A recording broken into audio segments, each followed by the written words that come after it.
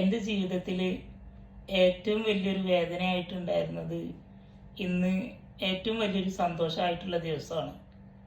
കാരണം എന്ന് പറഞ്ഞിട്ടുണ്ടെങ്കിൽ ഞാൻ പലയിടങ്ങളിൽ അവഗണിക്കപ്പെട്ടിട്ടുണ്ട്. അതുപോലെ തന്നെ പല സന്തോഷങ്ങളിൽ നിന്നും എന്നെ മാറ്റി നിർത്തിയിട്ടുണ്ട്. എന്തിനാ പറയുന്നത്, നമ്മുടെ മുഖത്ത് നോക്കി നമ്മളെ കാണുമ്പോൾ ഒന്ന് ചിരിക്കാൻ പോലും മടി കാണിക്കുന്ന പല ആളുകളും എൻ്റെ ജീവിതത്തിൽ കടന്നു പോയിട്ടുണ്ട്.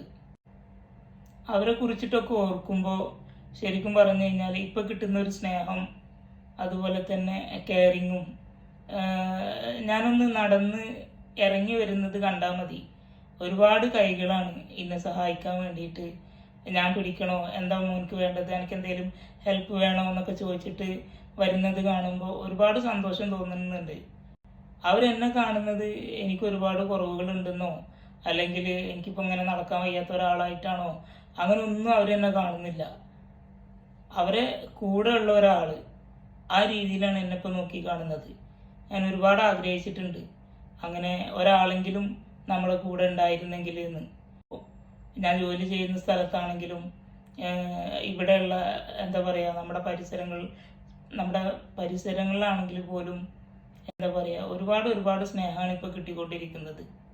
ഒരുപാട് സ്നേഹം ആഗ്രഹിച്ചത് കൊണ്ടായിരിക്കണം പടച്ചോൻ 1-2 ദിവസം കൊണ്ട് ഞാൻ ആഗ്രഹിച്ചതിനെക്കാട്ടിയും കൂടുതൽ എനിക്കിപ്പോൾ കിട്ടിക്കൊണ്ടിരിക്കുന്നത്. അതുതന്നെയാണ് ഈ ഒരു വർഷത്തിൻ്റെ തുടക്കവും ഇനി ഈ വർഷം മുഴുവൻ ഇങ്ങനെ കിട്ടിക്കൊണ്ടിരിക്കണമെന്ന് ഞാൻ ആഗ്രഹിക്കുന്നതും. അല്ലെങ്കിലും ഒരു മനുഷ്യൻ്റെ അല്ലെങ്കിൽ ഒരാളുടെ സന്തോഷത്തിൽ കൂടെ നിൽക്കുന്നതിനേക്കാൾ ഏറ്റവും ഉത്തമം എന്ന് പറയുന്നത് അവരുടെ സങ്കടങ്ങളിൽ അവരെ ചേർത്ത് പിടിക്കുക എന്നുള്ളതായിരിക്കണം.